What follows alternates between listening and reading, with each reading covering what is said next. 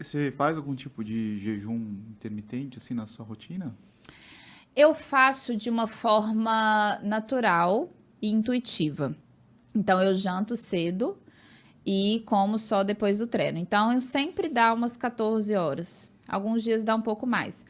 Eu tô numa fase que eu entendi o que Deus queria me mostrar, né? Com o machucado no meu pé, que desde a praia e desde que eu tenho...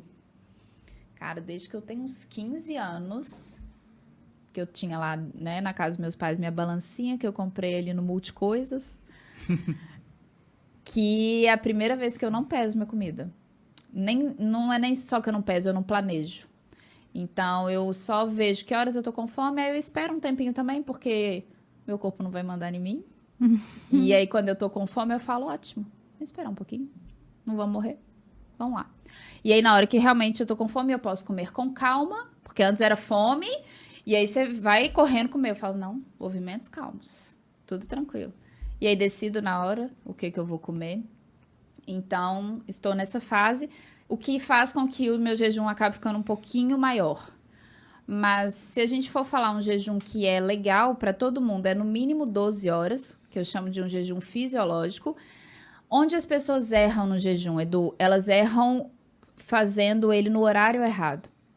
Então, é aquela pessoa que atrasa a primeira refeição do dia, ao invés de adiantar a última refeição do dia. Então, se eu quero fazer um jejum longo, o melhor jeito é adiantar o meu jantar e não atrasar a minha primeira refeição. Eu posso até atrasar um pouquinho, mas eu não concordo.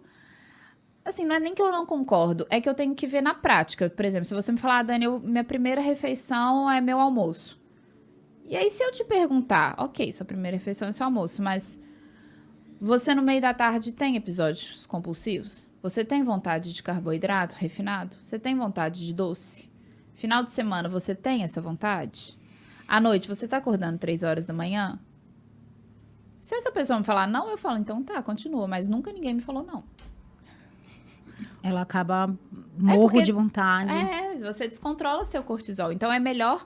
Tá, eu atraso o café da manhã lá pras 9, 10 horas da manhã, mas adianta o jantar, porque à noite e no inicinho da manhã são horários em que você tá menos sensível à insulina. Então, é o horário fisiológico para você já fazer um jejum. Depois não, depois você tá todo gás. Se no momento que você tá todo gás para gastar energia, por que você não vai pôr? Não faz o menor sentido. Mas o que você come na última refeição? Você não vai comer um monte de carboidrato, né? Não, eu vou do... É porque eu como bastante carboidrato, né? Mas, assim, carboidratos bons, do tipo assim... Eu faço uma refeição mesmo. É um almoço, né? Mas você come legumes, você Sim. coloca sempre... Eu sempre E vejo tem o seu ácido prato... alfa-lipoico antes, né? É, O ácido também. alfa-lipoico, ele... Antes da refeição, ele já diminui o índice glicêmico e aumenta a sensibilidade à insulina. E essa quantidade de carboidrato vai muito do quanto cada um consegue tolerar. Né? Por isso que eu gosto do Porque exame você falou pós-prandial. você só come depois do treino, né? Então, imaginei assim, você tem que fazer um carregamento de carboidrato, daí você treina e depois você... Acho que você come uma proteína depois? Sim. Refeição mesmo, também. Ela Não. faz comidinha também Eu sei, de manhã. eu já vi. Ela falou que ela é tipo um almocinho. Medo pratada. Uhum. Mas, assim, é que a gente também tá pensando... eu gosto muito da ideia de... Mas quando eu quero performance, eu gosto de colocar um pré-treino, carboidrato antes do treino. Mas pelo menos 12 horas vai dar. Porque, assim, eu tento... Se eu sei que eu vou ter um pré-treino, eu tento jantar pelo menos ali cedinho, 5h30, por exemplo. Então... Depende da intensidade do treino que você vai fazer, né? Mas eu gosto da ideia também, eu acho que todos os corredores se beneficiariam, até para não ficar quebrando na prova, é de se adaptar. É que assim, o treino em jejum não tem benefício e não faz bem. Então você não precisa treinar em jejum. Mas é bom que você consiga treinar em jejum.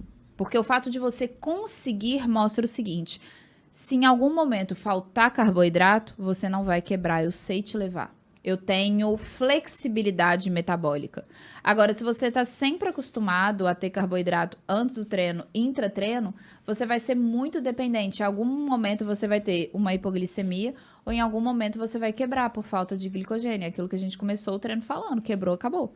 Agora, a pessoa que treinou o corpo dela, períodos treinando sem carboidrato disponível e períodos treinando com, o corpo entendeu que ele sabe fazer os dois. Então, eu gosto sempre de ter esse dinamismo, sabe? De fazer os dois, eu acho legal.